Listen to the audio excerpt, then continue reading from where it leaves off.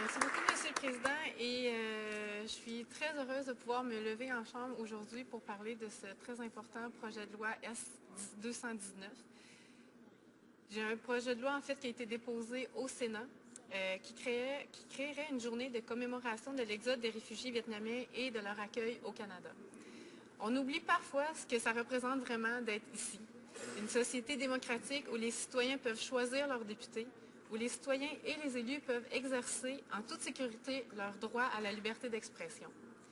La majorité de la population de la planète ne peut pas exercer ce droit aussi fondamental. Si je peux me lever aujourd'hui en tant que députée et prendre la parole à la Chambre des communes, c'est parce que mes parents ont dû fuir le Vietnam et ont pu trouver refuge ici au Canada, fonder une famille et vivre en paix, travailler et subvenir à nos besoins.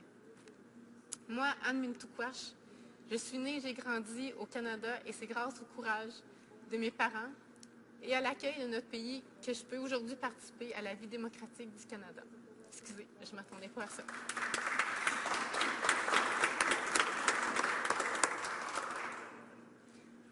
J'aimerais prendre quelques instants pour vous raconter comment mes parents ont fui le Vietnam et sont arrivés au Canada.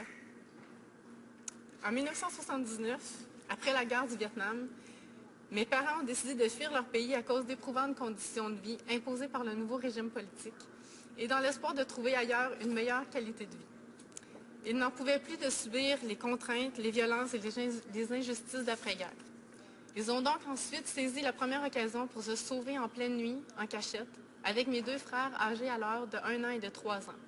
Ils se sont dirigés vers un port et ont payé les passeurs avec leur dernière richesse, celle qu'ils avaient portée sur eux.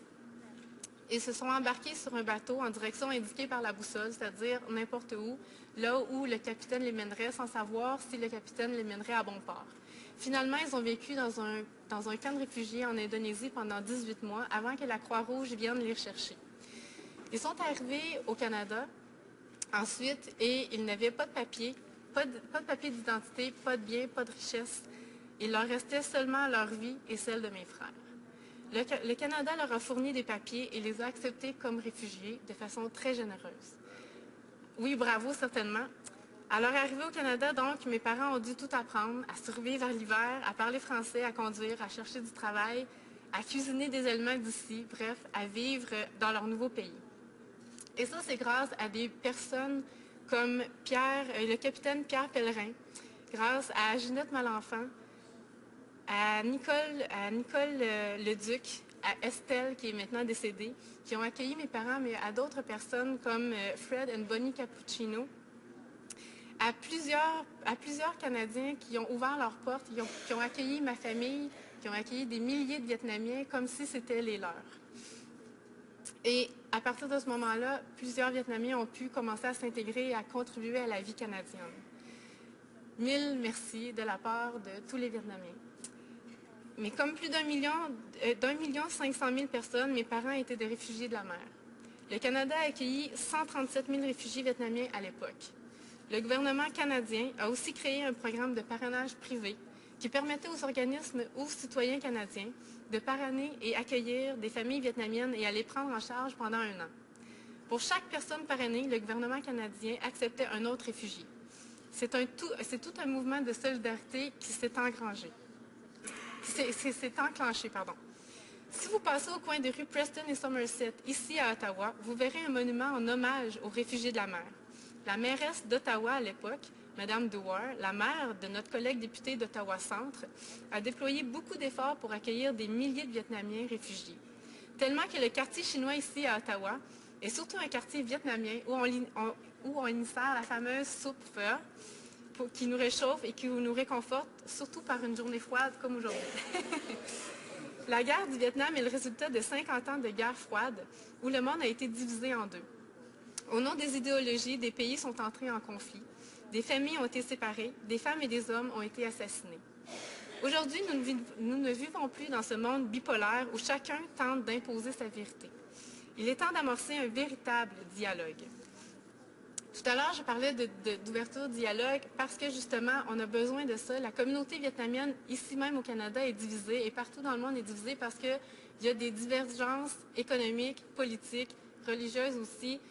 Et donc, il faut il faut créer une table ronde où tout le monde peut avoir le droit de s'exprimer. C'est comme ça qu'on va pouvoir avancer, faire en sorte que les choses vont changer. Je pense aussi que ce projet de loi S-219 est une occasion parfaite pour établir ce dialogue, étant donné que ça ajoute un angle positif aux commémorations qui sont habituelles, parce qu'elles mettent aussi l'accent, parce qu'il met l'accent sur l'accueil du Canada envers les réfugiés. Par respect pour nos réfugiés, par reconnaissance aussi envers les Canadiens qui ont ouvert leurs bras aux Vietnamiens réfugiés à partir de 1975, je crois qu'il serait sage de permettre à tout le moins une étude en bonne et due forme ouverte de ce projet de loi en comité parlementaire. C'est à nous, les enfants des réfugiés, des exilés, des immigrés, et aussi à tous les autres Canadiens qui sont ouverts et qui ont envie de ce dialogue, de permettre de lancer justement les discussions, les échanges sur les commémorations vietnamiennes. J'ai eu la chance d'aller au Vietnam pour voir ma famille et connaître ce pays de mes ancêtres. C'est un pays magnifique où les gens sont accueillants et sont exceptionnels. Je désire que ma famille là-bas, parce que j'ai encore beaucoup de gens qui vivent là-bas, qui font partie de ma famille, que les gens de ma famille, mais que tous les Vietnamiens qui vivent encore là puissent avoir les mêmes opportunités que moi, qu'ils puissent vivre en paix, en sécurité, jouir de la démocratie, jouir justement des droits fondamentaux et universels comme je peux en jouir. Malheureusement, ce n'est pas encore la réalité au Vietnam pour tout le monde. Le Vietnam a signé ou fait partie de 7 conventions internationales des droits humains. Il est membre du Conseil des Nations unies pour les droits de l'homme. Les droits humains sont inscrits dans la Constitution du pays. Pourtant, des avocats, des journalistes, des blogueurs, des citoyens continuent d'être arrêtés, jugés et emprisonnés simplement parce qu'ils expriment leurs opinions.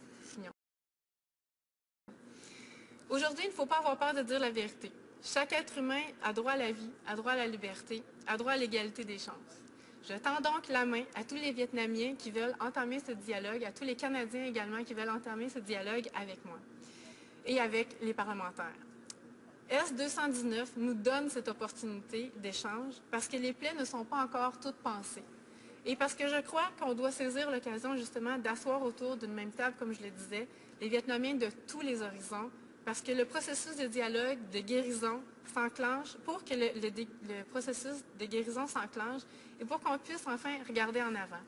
Effectivement, comme le député d'en face le dit, il y a l'ambassadeur du Vietnam qui n'a pas pu être entendu, mais j'ai reçu plein de courriels d'autres Vietnamiens qui vivent au Canada et qui ont envie de participer à ce débat-là et qui n'ont pas pu participer au Sénat, au débat qui s'est tenu au Sénat.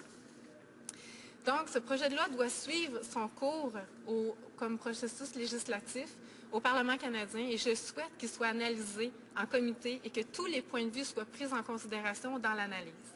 Malheureusement, le comité, comme on l'a dit, n'a pas entendu tous les témoins, mais je pense que notre chambre, la chambre où on a été élu, la Chambre des députés, peut faire mieux et peut faire entendre tout le monde à la deuxième étape. Donc, non seulement elle peut, je pense qu'elle le doit.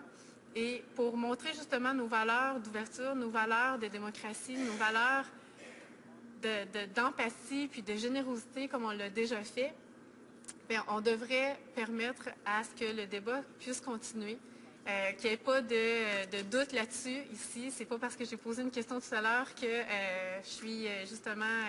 je pose des questions parce que je pense qu'on peut améliorer le processus. Mais en effet, je suis en accord, puis c'est très important que ce débat-là puisse continuer. Et sur une note un peu plus positive, comme le jour de l'an asiatique, le jour de l'an lunaire va se tenir le 18 février prochain, je souhaite à tout le monde un bon Tet. C'est comme ça qu'on appelle le jour de l'an vietnamien. Donc, à tous les Vietnamiens de partout au Canada et ailleurs, Chúc mừng năm mới.